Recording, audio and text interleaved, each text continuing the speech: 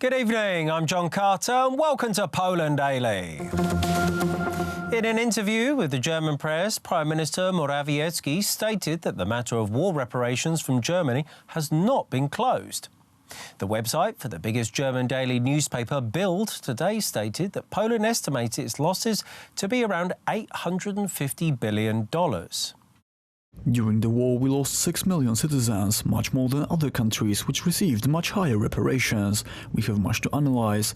The Germans eradicated more than 1,000 Polish villages. We will be serious about the amount we will be demanding. Despite Poland's huge impact on all fronts of the Second World War, an example during the Battle of Britain or the taking of Monte Cassino, as well as the enormous sacrifice of the entire country in the fight against Germany, Poland received little to none in terms of war reparations. Around 1 million Polish citizens got a single payment of 650 zloty, which compared to 35 billion euro received by Israel, is described by many historians as merely peanuts. In total, Germany paid close to 80 billion euro in war reparations, most of the money going to Israel, the US, Great Britain and France. The opposition are calling for the Minister of Justice, Zbigniew Ziobro, to step down following the resignation of his deputy, Łukasz Piebiak, yesterday. This comes after media revelations that Piebiak inspired a campaign slandering judges. The opposition also wants to separate the functions of the Minister of Justice and the Prosecutor General. During an afternoon press conference, the spokesman for Law and Justice strongly rejected the opposition's demands.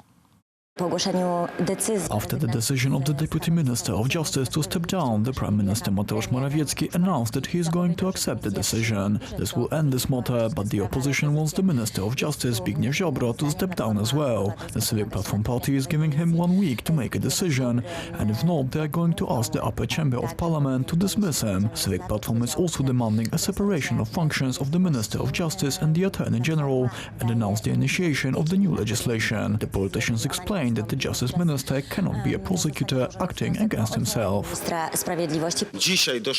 can't allow for the Minister of Justice, a party politician, to engage in party politics using the state prosecution. Today there was an absurd situation where Minister Ziobro, the Attorney General, will be the judge in his own case. He will be overseeing the case which revolves around him. Such practices are unbelievable in Western European civilization.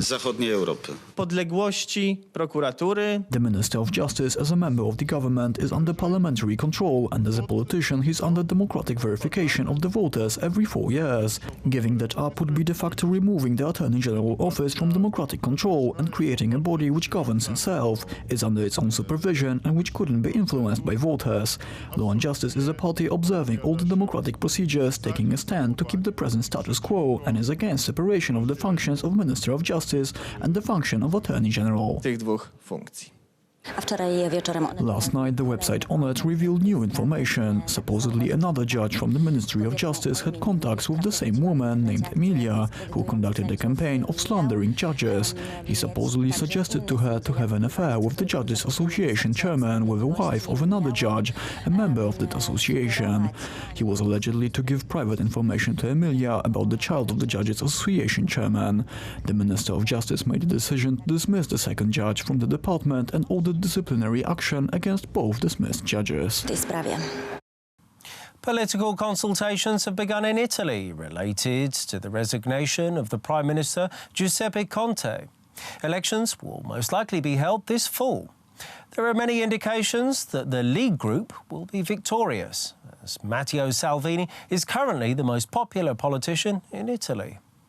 The resignation of Prime Minister Giuseppe Conte, which was accepted by Sergio Mattarella on Tuesday, marked the end of the cabinet's 14-month operation. The direct reason for the collapse of the Conte government was the growing conflict of the ruling coalition of the League of Matteo Salvini and the Five-Star Movement Luigi Di Maio.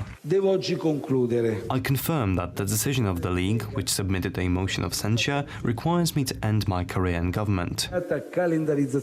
Conte blamed Salvini, the League's leader, who served as Deputy Prime Minister and Minister of Interior in his government. The Minister of Interior showed that he only guarded his own interests and the interests of his party. Salvini, who approached the podium in the parliament immediately after Conte, did not hide his satisfaction concerning his decision. Thank you. Finally, if I could, I would repeat what I did.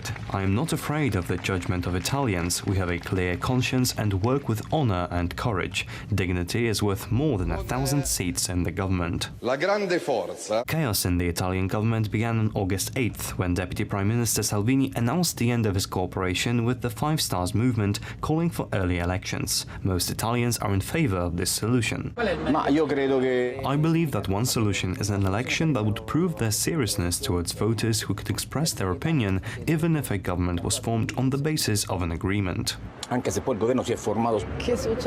What will happen to the government now? Salvini mixed up in the election. He is an excellent demagogue. I think now we can expect a new era of Mussolini. I think that the political crisis is desired by politicians. It's disgusting. Regardless of who rules, nothing changes. Giuseppe Conte's office was already their 65th Italian government after World War II. Early elections are likely to take place this fall. Donald Trump has cancelled his visit to Denmark. The President of the United States wanted to speak with the Danish government about the purchase of Greenland, a territory dependent on Denmark, which is the biggest island in the world. In the face of a lack of interest in the American offer from Danish authorities, the visit planned for September the 2nd has been cancelled. Denmark is a very special country with incredible people, but based on Prime Minister Mette Frederiksen's comments that she would have no interest in discussing the purchase of Greenland, I'll be postponing our meeting scheduled in 2 weeks for another time. Greenland is not for sale in any way. I'm not saying it as a joke, but Greenland is not for sale. The Americans can trade resources with Greenland just like any other country. They can trade with us, but our country is not for sale. Of course, Greenland is not for sale. I totally agree with Kim Kielsen. And, by the way, Greenland does not belong to Denmark, so it's not a matter for us. But naturally, Greenland is not for sale. There's been a 5th rescue mission in Jaskinia Wielka Śnieżna, or Great Snowy Cave, which took place today. Rescue teams are searching for 2 spelunkers who have been stuck there since Saturday. It's been reported that after getting to the end of a cave map, the pair decided to continue exploring. Although rescuers are slowly inching forward, the chances of them finding the spelunkers alive is getting slimmer by the minute.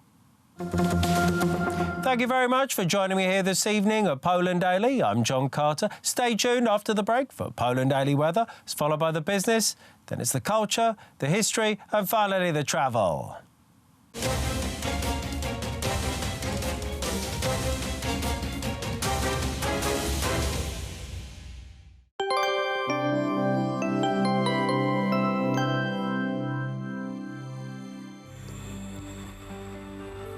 Welcome to Poland Daily Weather. Let's take a look at the forecast for tonight. A warm night across the country with temperatures ranging between 14 degrees to 19 degrees in Rzeszów. Rainfalls will appear over Poznań, Zielona Góra, Bydgoszcz and Białystok.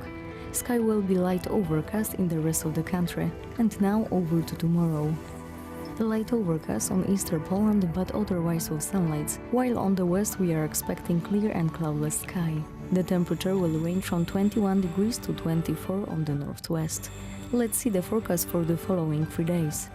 On Friday, temperature will rise to 28 degrees on the east, loads of sun in central Poland and on the north, but on the south thunderstorms will appear. Saturday will be sunny all over Poland with maximum 27 degrees.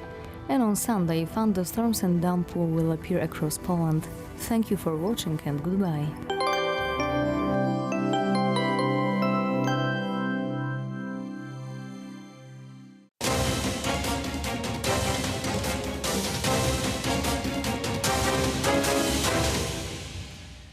You're watching Poland Daily Business Edition. Tonight we will look a little bit on the situation in Italy, where we expect the change of government, new election, and all that will affect most likely the Eurozone and also the interest of Poland.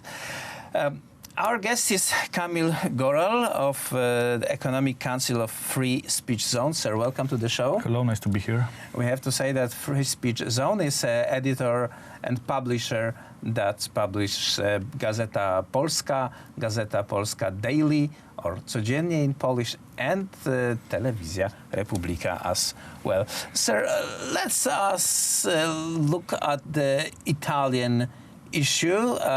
This is one of the strongest countries in European Union in economical sense, and the country that has been affected very much by the adoption of the euro. Since Italy became a Eurozone member, it was a very hard time for this country, economically speaking, because the growth rate of Italy is very, very lame since 2008, especially financial crisis, which has a strong negative impact to economy, especially of this country.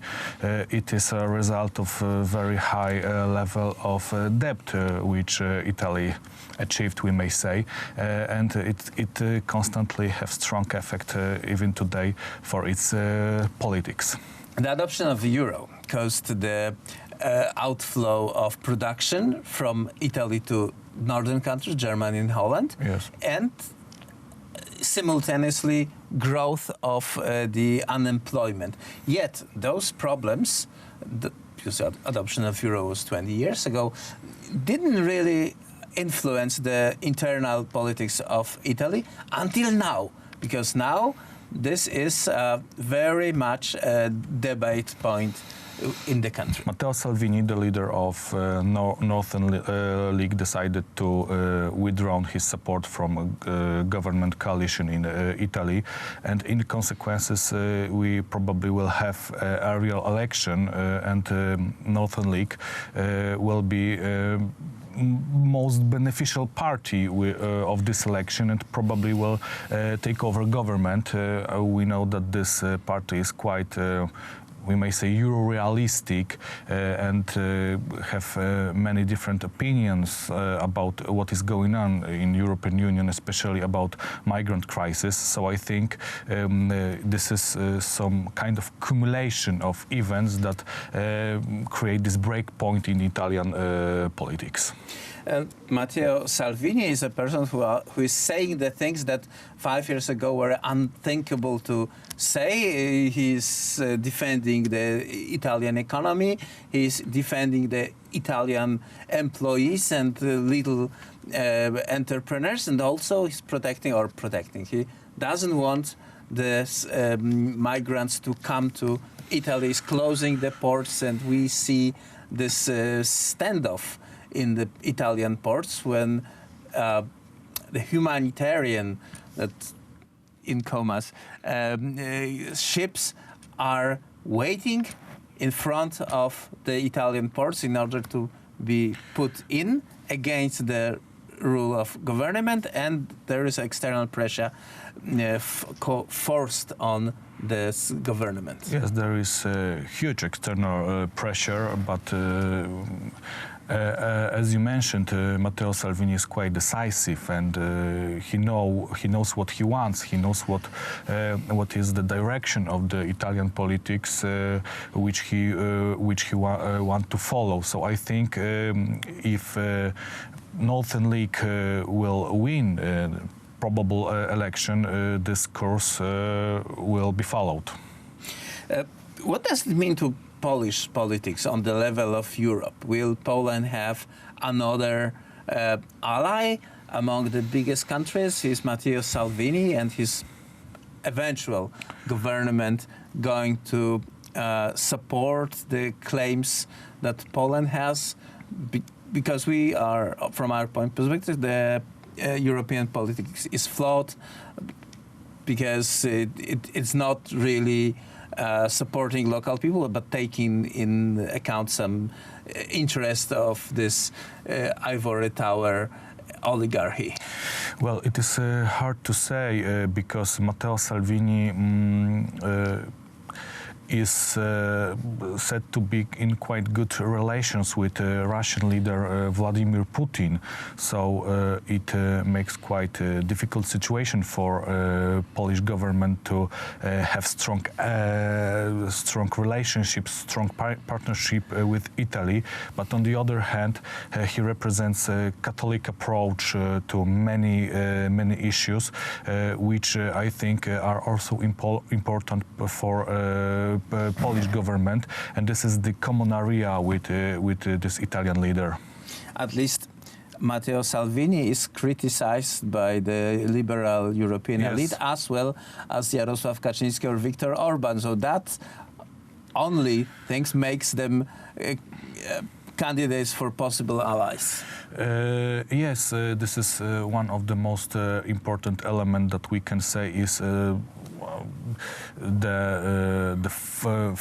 could be a foundation of common politics between Poland, Hungary and Italy. But as I mentioned before, this Russian issue, this Russian case is also very important for Polish government.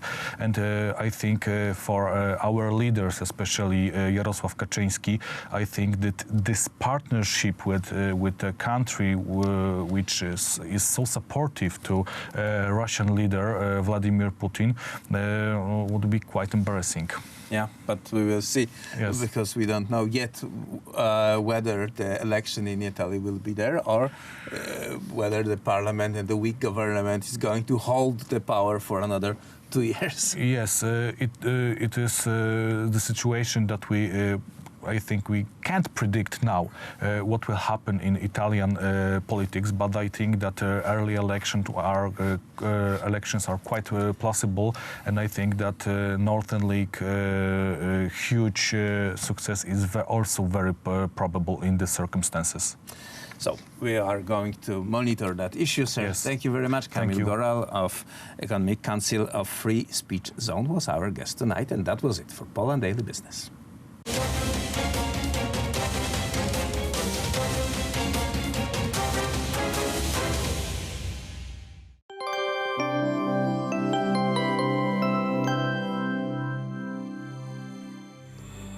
Welcome back to Poland Daily Weather. Let's take a look at the forecast for tomorrow. Light overcast in eastern Poland, but otherwise with sunlight. While on the west we are expecting clear and cloudless sky. The temperature will range from 21 degrees to 24 on the northwest. And now let's see tomorrow's forecast for the continent. In the Balkans, temperature will range from 28 to 33 degrees in Athens. Temperature will later rise in Scandinavia to 19 degrees in Oslo and 20 in Helsinki, and there thunderstorms will appear. In British Islands, we may expect rainfalls. There the temperature will range from 19 to 22 degrees in London. Thank you for watching and goodbye.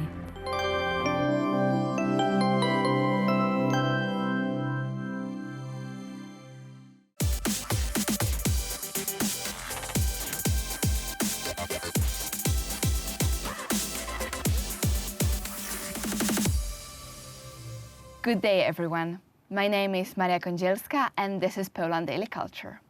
Today we are going to talk about the most expensive Polish film production after City 44, the movie called The Legions. It is the first fiction film about Polish legions formed during World War I. We have in studio with us Maciej Pawlicki. Hello. Thank you for coming. My pleasure. Thank you for inviting me. But it is hard to talk about the film without watching it. So let's see a trailer. Фамилия? Król. Место рождения? Polska. Нет такого места. A kim wy jesteście? Myślałem, że nigdy nie podejdziesz. To co, źle zrobiłam? Garstka dzieciaków naprzeciwko 3 imperiów. Trzeba trochę naprawić ten świat. Zostaniesz moją żoną? Kochasz go? Po co tu jesteście?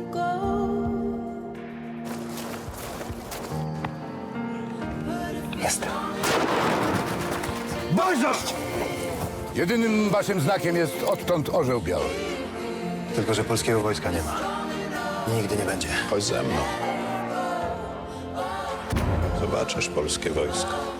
Naprzód! Polskie! Łany!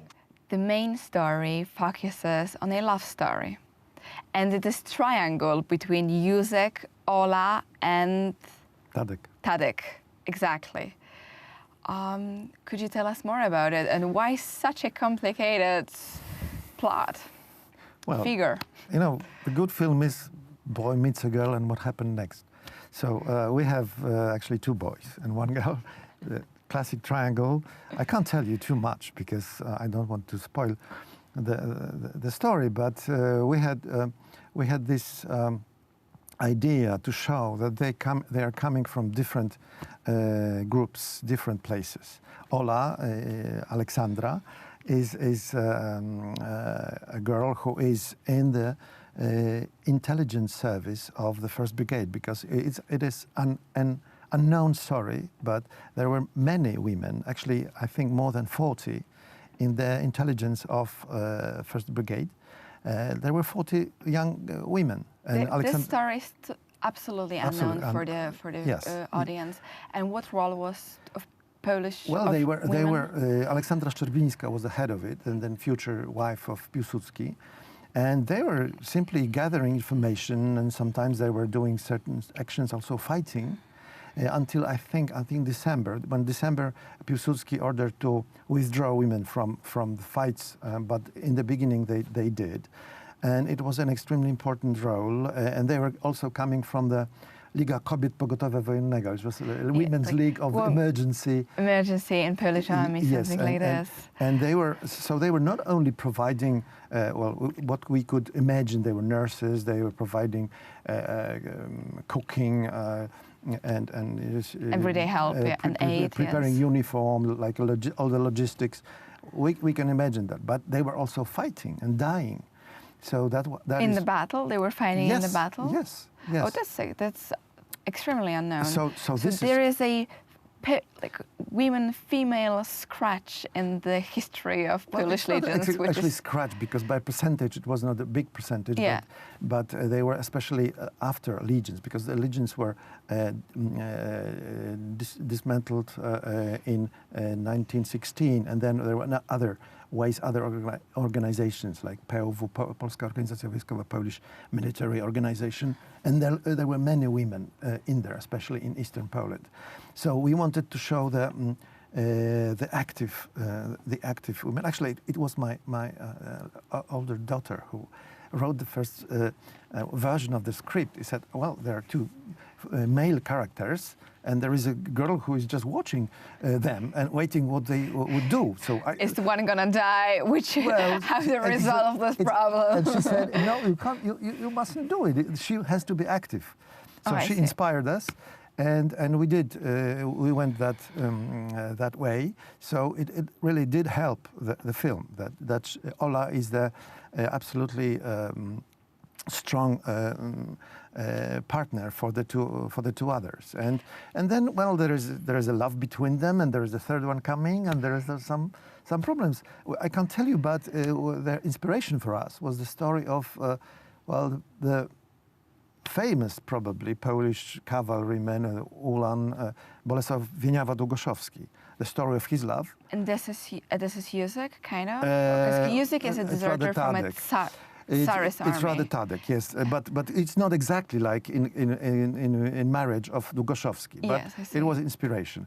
And Józek and Tadek comes from, while Ola comes from Strzelec, which was an organization, riflemen, which was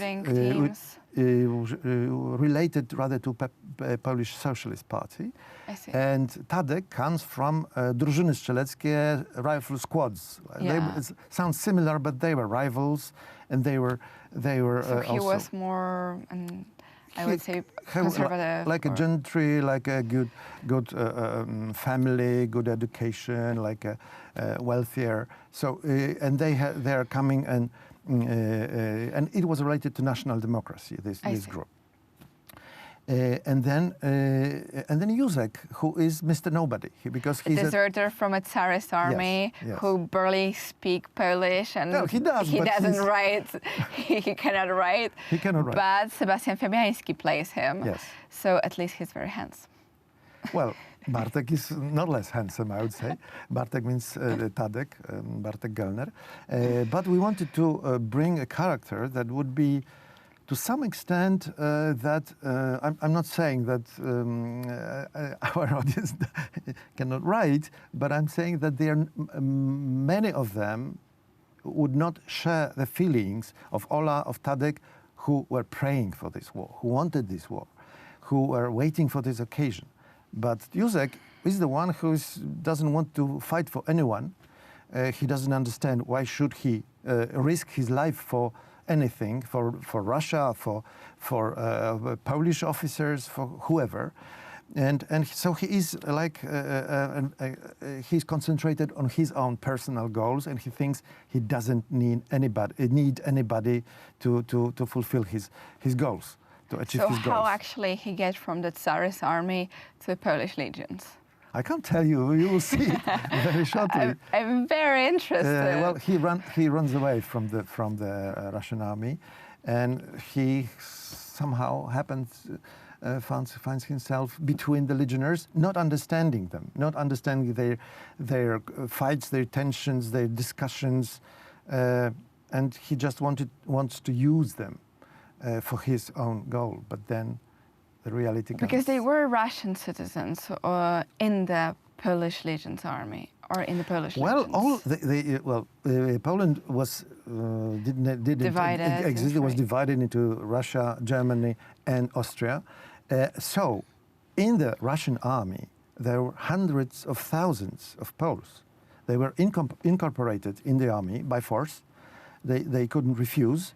And Józek was one of them. They were simply... And suddenly they were given an alternative and a chance to fight, but on the Polish side. Yes, many did, and many did not. And the other huge group, hundreds of thousands of Poles, were incorporated into Austrian or German armies. This was a very tragic story, because sometimes they were forced to fight one against the others, and they were Poles in different uniforms were killing themselves for the oppressors, for the invaders, and it is very also untold story. We wish we could go in this direction, but the movie is already 2 hours or more long. But this is an extremely interesting story about those Poles who were incorporated into the Russian or the Austrian or German armies. So Józek is one of them. He runs away, and he finds himself in the Polish army. So this is the turning point. And could you share with us at least one scene of a plot, or something which is, for example, a scene which you are very proud yourself of? Well, I am proud of many scenes, although we had to do sometimes some corrections due to the circumstances. But on the other hand, certain scenes were more beautiful than we expected. So, such as? Well, for instance, certain battle scenes, like in Kostiuchnówka, because we have another huge battle. Rokitna is a horse battle, and Kostiuchnówka is infantry battle, like majority of battles in World War I, the Great War, as they were saying at that time. Sometimes we had extraordinary weather circumstances, and the director of photography, Jarek Szoda, did such beautiful shots that I hope at least I think he deserves to get the prize at some festival for that. Oh, I hope so. Fingers crossed. But we can see in a fragment of the movie the exchange of the signs between. What does it symbolize? Well, as I said, they were in Oleandry, on Oleandry Park, because there was this preparation camp for them in August in 1914, and there were there's riflemen, the strzelec, a group of young people, and the other drużyny strzeleckie rifle squads, and there were tensions, and they were not happy with each other. There was some rivalry, not only. And then Piłsudski came, and we show this famous scene using exactly his words, very own words of the speech he delivered at that time. He said, "There is no more riflemen. There is no more rifle squads. There are only Polish soldiers. You are all Polish soldiers, and as a sign of a brotherhood, exchange the insignia, exchange your eagles. Yes. Let riflemen give it to rifle squads, and the other way." And this scene shows that Piłsudski, he had that charisma to unite, to show them that there is no, the tensions between them and the differences between them are okay, but not for this moment. For this moment, they have to unite, and as he says, fight under the white eagle. So it's a movie about Polish victory and of the necessity of unity. Exactly. And I hope it will be the message for our viewers that aside of the differences, there is a common goal which we have to achieve.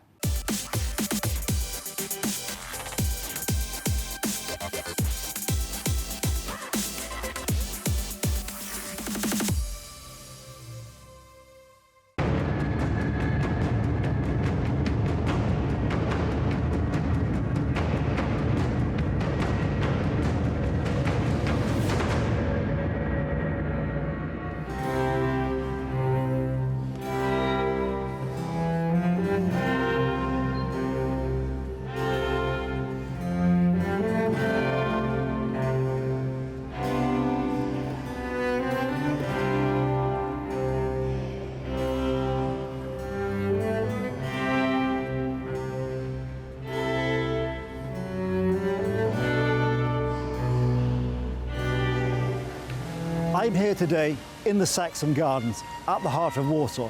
Since 1727, a public garden, one of the first in Europe. But it started life as something more, the garden of a palace built by the first Saxon king of Poland, Augustus II. A member of the Wettin dynasty from Saxony became kings of Poland. Why were they here? What were they doing? Why did they build this palace? And what is more, what is the Saxon Axis? An exercise in urban planning. Join me in Poland Daily History today when we find out more.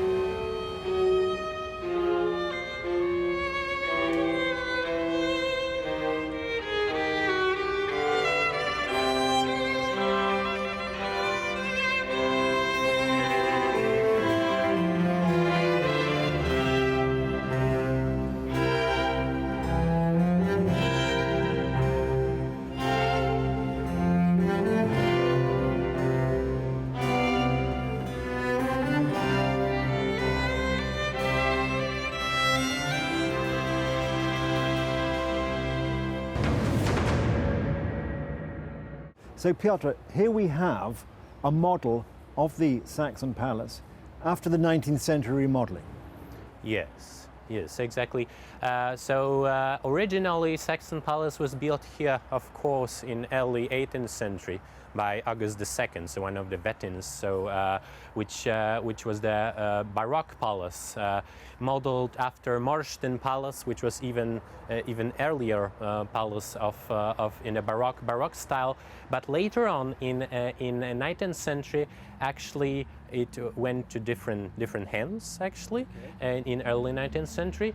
And after November uprising in 1830 and 31, actually it was partially damaged, and it went to the city and state authorities, and actually they decided to remodel it, so to open it, to connect the Saxon Square and the Saxon Garden, which was behind. So they modeled the colonnade that we can see and two monumental wings on the both sides to make it possible to go through in between the square and the garden, which was behind. I mean, this colonnade is fantastic, or it was fantastic until it was destroyed, of course.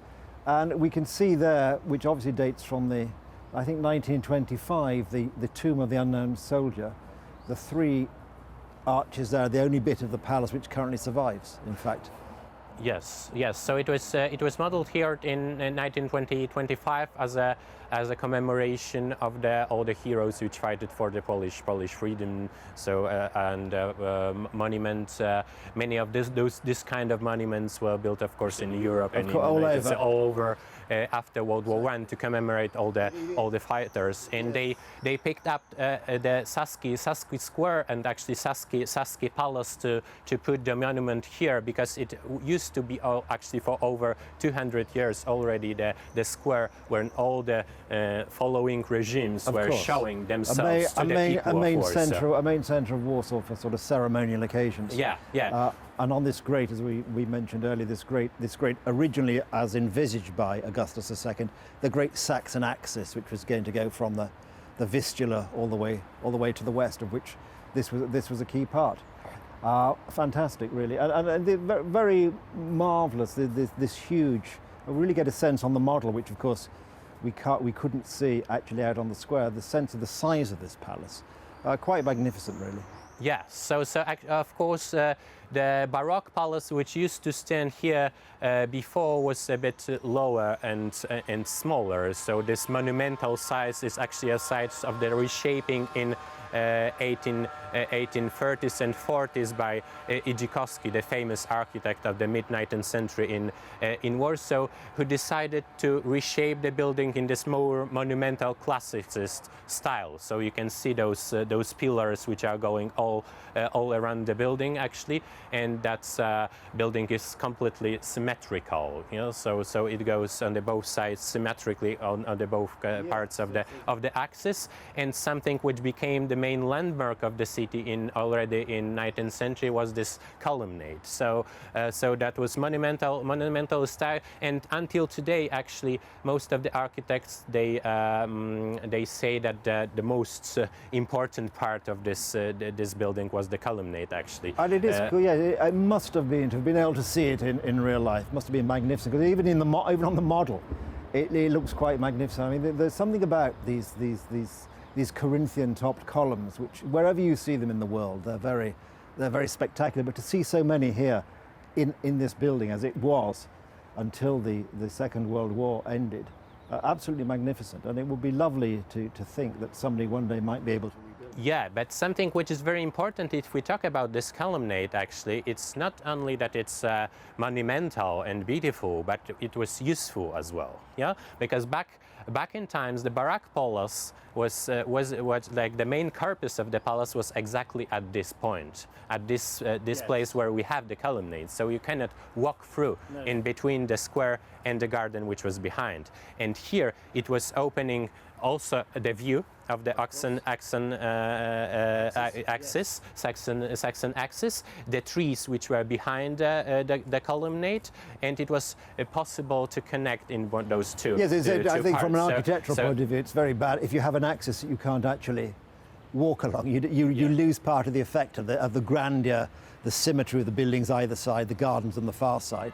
And so I can see that actually that probably, as much as I enjoy Baroque architecture, this probably was a slight improvement, architecturally speaking, to give you that possibility, that sense of movement and flow, which I think is so good with these buildings. Already the authorities knew about it in 1930s, so one of the requirements to the architect who will design this building was to actually think about it, to have to make the columnate actually, and to have an open access to the garden, which became one of the gates of the 19th century Saxon because garden the gardens had been public since I think about 1727, probably one of the earliest public.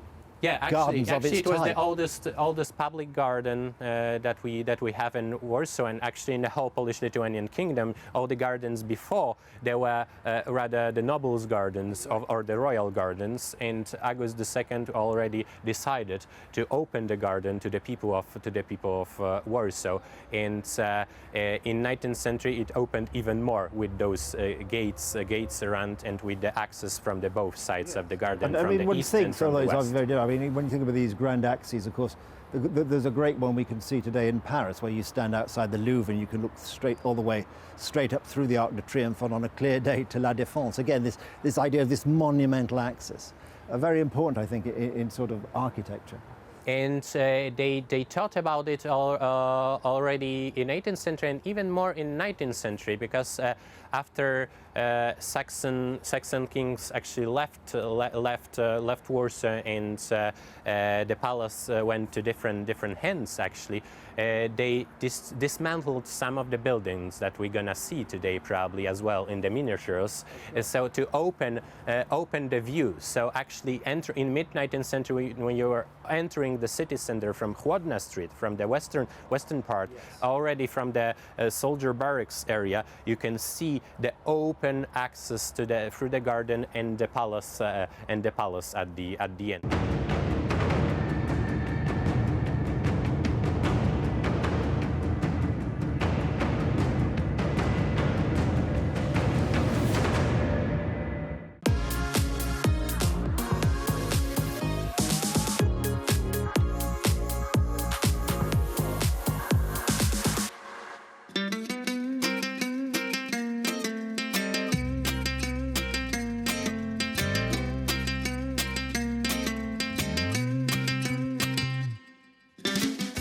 Welcome to Poland Daily Travel and our second installment of A Touch of Paradise near Warsaw.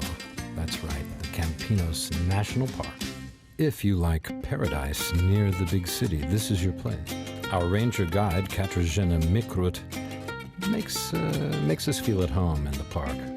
We'll be finding out some more about the wildlife. We'll take a trip to the cemetery at Palmyra. And we'll take a look at the different kind of ecosystems. Nearly 40,000 hectares of forest. It's a big park, and it's a lot of fun. So come with me and Katarzyna to Campinos National Forest. Hello, everybody, and welcome back to Poland Daily Travel. Well, in previous series, we've been taking you through Campinos National Park, the lungs of Warsaw. That's right. It's the air from here that keeps Warsaw, well, from going crazy, I suppose. Breathing that clean air that gets wafted over from the west wind. And we're on the northwest side of Warsaw. As you may have noticed, I am not alone. I have a minder today. I'm not allowed to go running about the park, doing just anything I want, rolling in the sand dunes, swimming in the marshes, and looking for alligators. There aren't any alligators. Not here. Just a lot of mooses. And in fact, or moose, is it one moose, two moose? I never get that right. But I'll tell you this lady here knows absolutely everything that you want to know about this park. She is Katarzyna Mikrut. It's easy for me to say. And as you can see, she is decked out in the beautiful park slużba, which means slużba, service. Service, park service ranger outfit. And this is exciting because Katarzyna is going to take us on a magical mystery tour. We're going to see more and more of exciting places in the park. We're going to see some of the actual favorite wilderness spots that the rangers think are great. Okay, so I'm really looking forward to that, and I think it's going to be great. Katarzyna, thankfully, speaks wonderful English, so I will not have to be doing my interpreting, which gives me a big headache, not to mention giving you a big headache. At any rate, so we're going to go inside. There's a fine exhibition here which shows us maps, reconstruction, 3D map, and then we have an exhibition, and we're going to see some actual animals that were not harmed in the making of this film. They were animals that died of natural causes, and then they were stuffed, and that's going to be really interesting. Especially my favorite, okay, I like the moose, but my favorite is the lynx, okay? Can I say that? I hope you don't mind. I love the lynx, and we're going to see an actual stuffed lynx, which I can't wait to see. You're going to love it. Katarzyna, are we going to have we're going to have an exciting time, I think, here. This is your livelihood, right? Yes, this is my everyday life, work in the park. So I will show you a little bit of our headquarters, what we have for people here. and then we'll go to the field. And then we'll go out and we'll see in the field. And it's the 60th anniversary, you were telling me before, yes, of the park park. was founded in 1959, Yeah. so it means that this year we have 60th anniversary of Park Foundation. Yeah, fantastic. Okay, we're going to go inside and we're going to walk around. We're going to see some fun stuff, and then we're going to take you out in the field. I can't wait. Let's go. Come on. So, You let's ready? go. Okay. Yeah.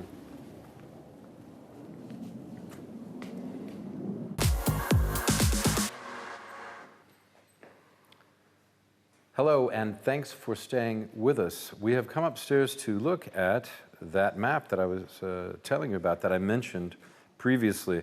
This is a complete map of the park, and this thing on the north is the Vistula River.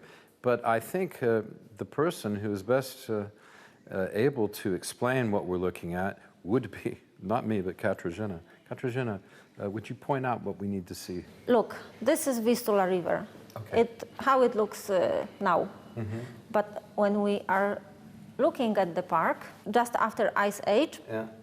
Vistula River was wide until that part. So it was this wide. This was about, what, 18 to 20 kilometers? Yes, no? exactly. Yeah, is that so right? park is located in old Vistula River bed. So this whole park has grown out of the bed of the Vistula River. If you would like to transport yourself to old days, you may imagine that you are walking on the riverbed of Pra-Vistula. There are two belts of dunes, northern and southern. Okay, these are the sand dunes there, yeah? Yes. Yeah, okay. Which are famous. It's exactly like at the river. Look, we have some islands, some small branches of the river. So it was exactly the same So here. that's why we have these. These were islands in the river. These big dunes are like that, but in the macro scale. So 20,000 years ago or whatever, those islands were sticking out of the water. Yes. Okay.